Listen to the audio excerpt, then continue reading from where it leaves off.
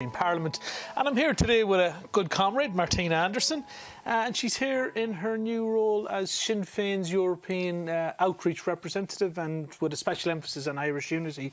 And over the last few days, Martina, myself and yourself have been meeting with high-level MEPs and members of the diplomatic corps from across the EU.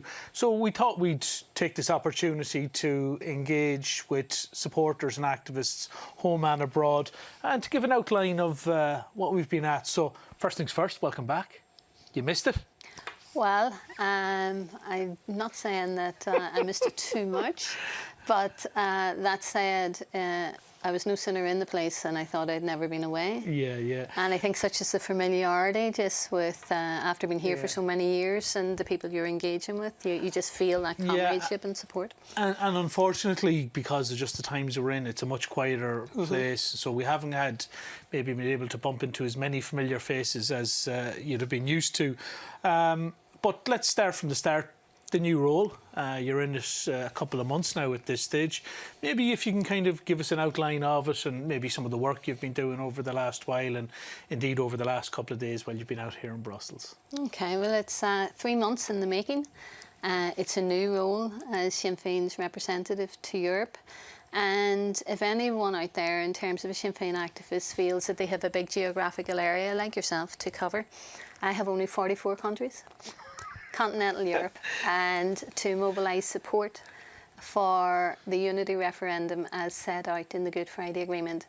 People would know, particularly Chris, the work that you're continuing to do and the work that previously the four of us as MEPs have done here in this institution, and that's all been well and good and has served us well and continues to serve us well, but we need to spread this out across continental Europe. So being here is, I think there's two elements to it in terms of trying to maximise the support for the unity referendum as set out in the Good Friday Agreement. It is important that people hear it again from the like of you and I and from Sinn Féin that there's no ambiguity in the Good Friday Agreement. We've won our right to self-determination. And what I have found over the last few weeks in engaging with people across continental Europe, they nearly start off with, they want to offer you their opinion about our right to self-determination, and you're going, stop right there. With all due respect, no, we've won our right. And what I'm here to discuss with you is trying to get it implemented and trying to operationalise it. So that brings you into a completely different conversation with them about the Good Friday Agreement in all of its parts, and pennies start to drop. And they realise why Sinn Féin was so insistent in the European Parliament resolution and in the Council. It had to be the Good Friday Agreement in all of its parts, because that includes the unity referendum that the people of Ireland voted for.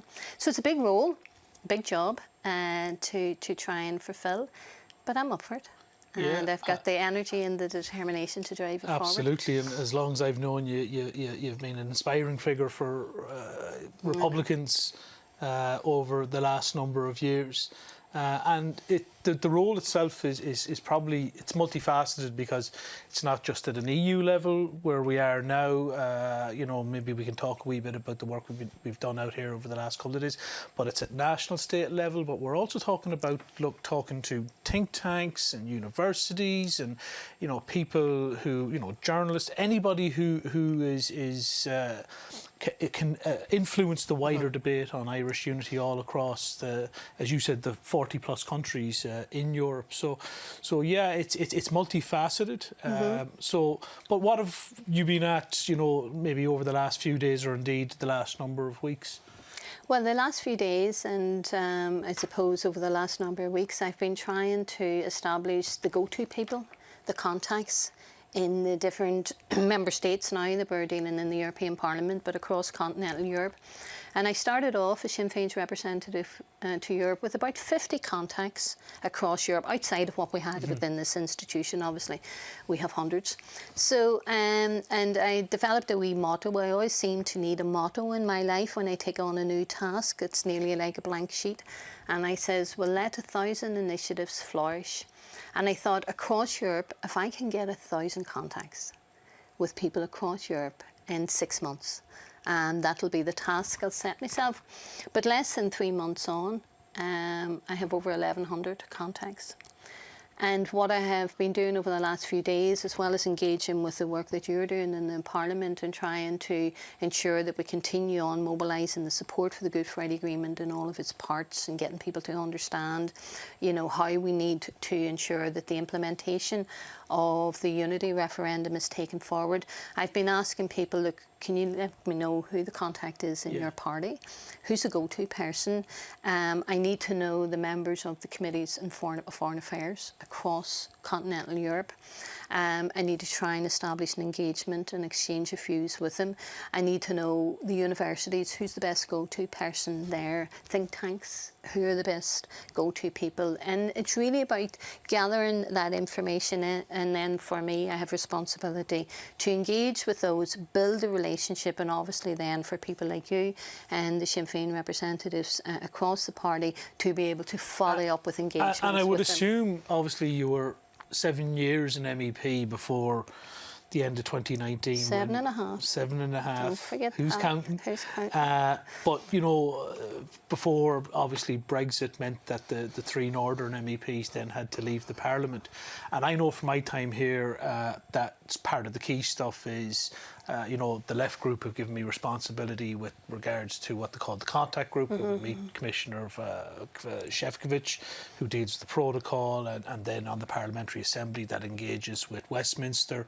Is that experience of you know, moving with serious actors in regards to all this is very important. So you would have been engaging with all during the time of Brexit, and we remember it well. You were a dynamo during that time. So those 7 years in MEP and those experiences around it, and you know, dealing with the Michel Barniers, that's obviously invaluable to what you're doing now. Well, it's invaluable to the struggle. You know, it's not mine, and it's like the access to this European Parliament. You know, that belongs to Sinn Féin and to the people of Ireland. You know, not so long ago, I was approached and I was offered a job as a lobbyist. Now, if anyone knows me in the European Parliament, they would know that that would be an insult, and I don't mean that to the person that came to me, because they did it with a heart and a half. And they wanted, because I had access to the Parliament, you know, I was going, no, my access to the Parliament belongs to the people who sent me here, and to the struggle. And if I'm going to use it, I'm going to use it to that benefit for the people of Ireland. And therefore, I have found that, you know, because of the relationships that we have built up over the last number of years, just having, for instance, the exchange of views that we've had over the last 2 days, yourself and I, with influential MEPs, presidents of groups, they know us. They know us of old, they know you now and the work that you're trying to do. So like even today when you're talking to the Vice President of the European Parliament and you mentioned the Good Friday Agreement, it goes in all of its parts, because that was like my mantra, then in all of its parts, because it was so crucially important. Like they didn't understand the Good Friday Agreement in any of its parts, but we did.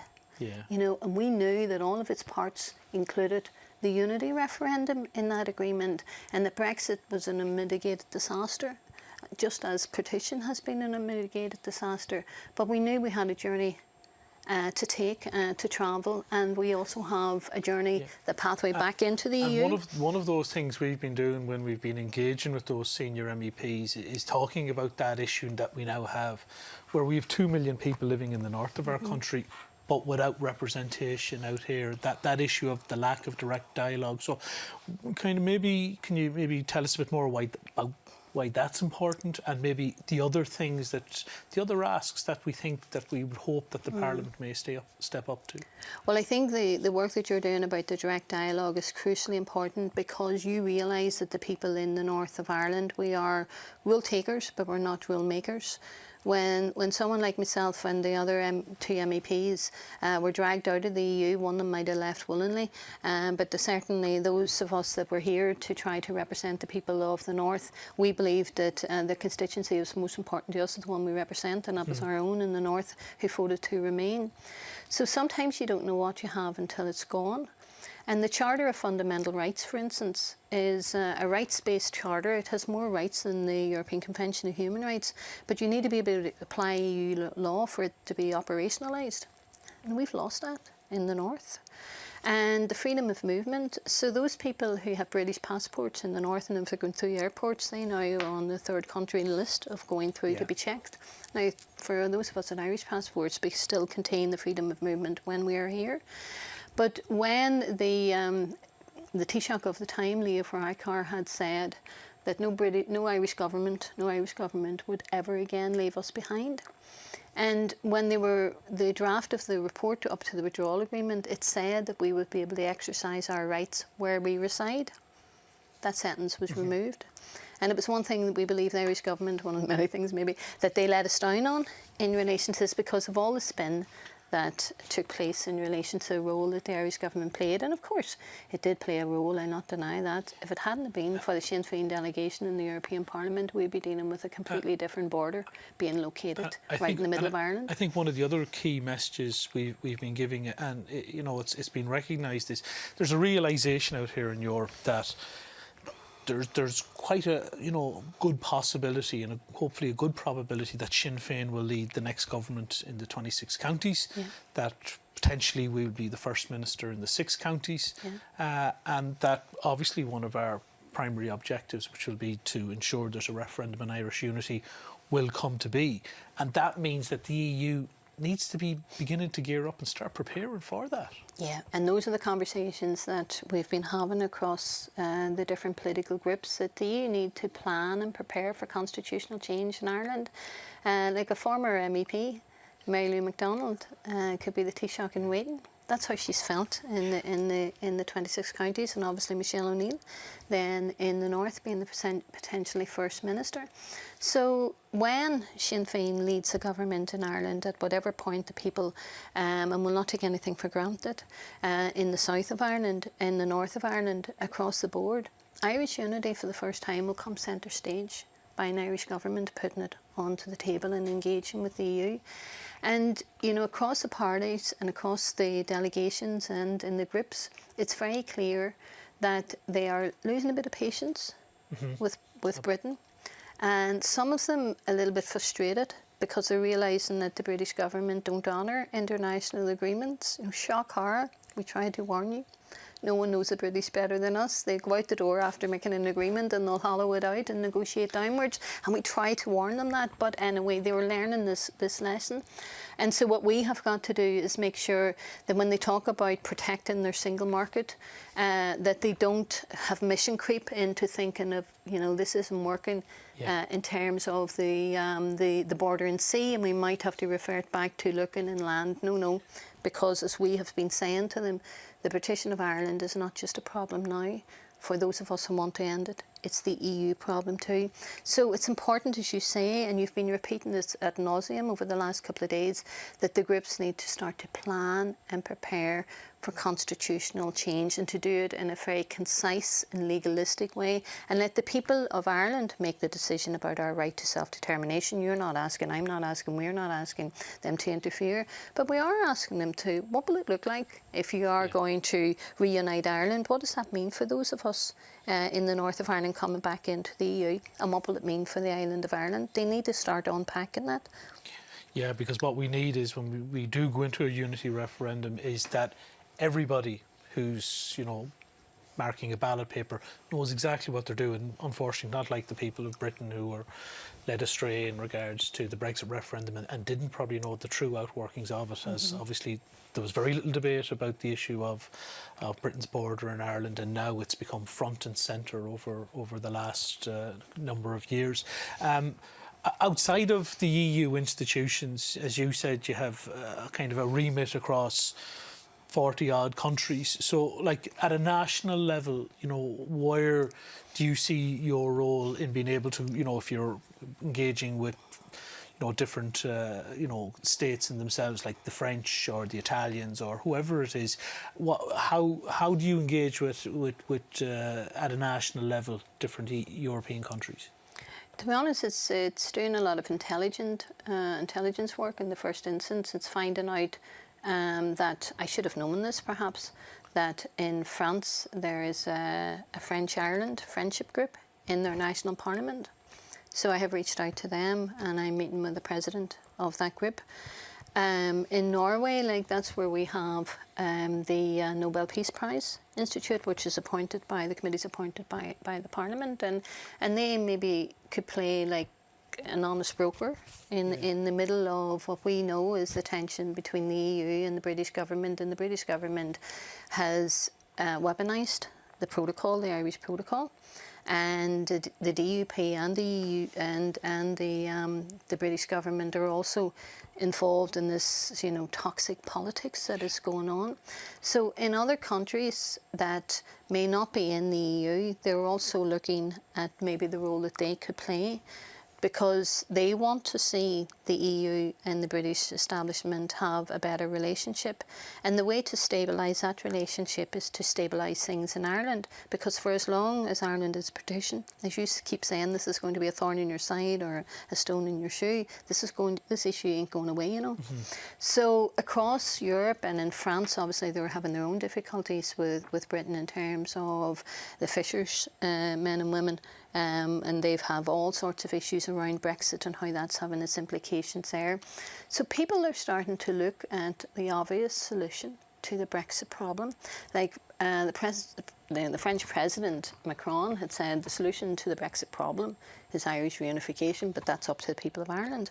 So other delegations in other countries are engaging with us on that basis, because they know that at some stage in the future, potentially then they're going to be dealing with a Sinn Féin-led government. They're going to be dealing with the Taoiseach, First Woman Taoiseach, Mary Lou McDonald, former MEP. And therefore they are seeing something big is happening in Ireland. They're also hearing the big conversations that are taking place by organisations, Ireland's Future and Think 32. You know, they're having massive conferences taking place across Ireland with different people engaging. And so they're hearing that. It's coming, the noise is coming across, and people are picking up and they're wanting to know what's the debate about constitutional change in Ireland, the form and the shape of the new Ireland, the role that people will play. And we are saying to them, as you've been saying over the last few days, look, you've a role to play in this as well, as we have. Yeah, and you know, you've touched upon there in quite some depth in regards to engaging with the EU institutions and at member state level, you know, within national parliaments and national political parties, and also engaging with, you know, the universities or other key influencers at different national levels. But if there are people out there who are watching this who are supporters of Irish unity and they're living out in Europe, is there a role for them as individuals? Oh, absolutely. Voices for Irish unity across Europe. And I put out an appeal a few weeks ago for the diaspora or supporters of Irish unity. And over 38 people contacted me across Europe, and they have been remarkable. I want to thank each and every one of you if you're listening to this.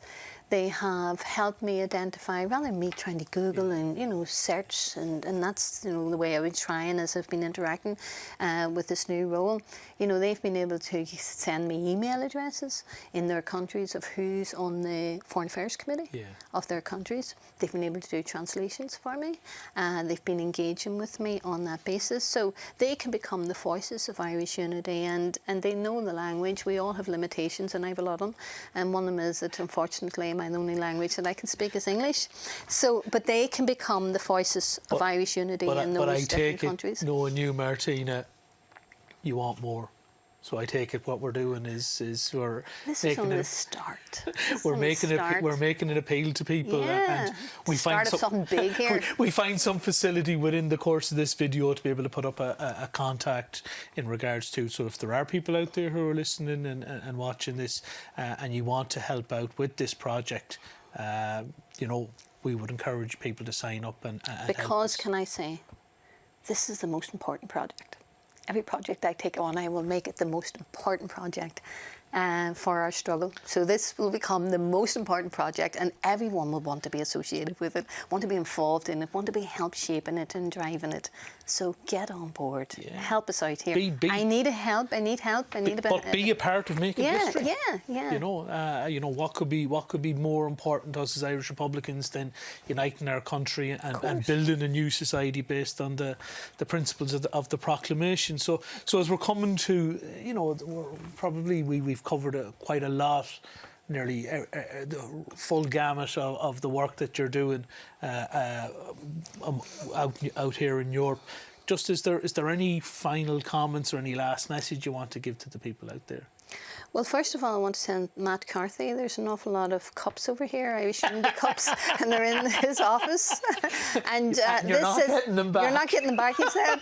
And this is not the RT News, so you don't have copyright over this either.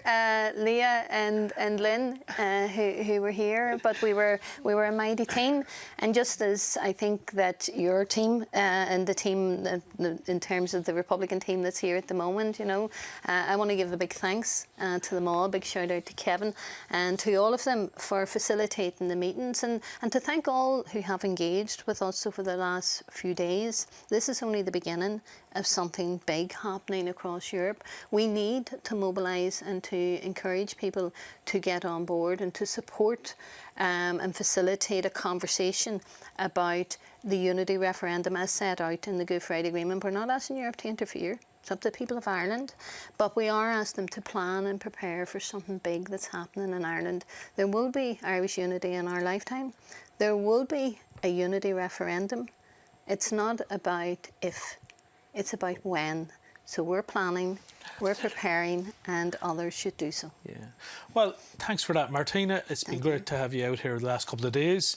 And this is the first of many engagements that we'll have, because obviously the realisation is there and always has been, but more so in the last number of years, the importance of the EU and Europe in playing a role towards that Irish unity, and hopefully that time when we see a successful referendum and our countries united. So with that, again, thanks. And once again, I'll re-echo the message Martina says, is we can't do it alone. So wherever you are, whatever level you find yourself at, whatever assistance you can give, please step up. Help us in our project of seeing our country united. Help us make history. So with that, wish everybody well. We're coming into the holiday season. Banach Dina Nullag.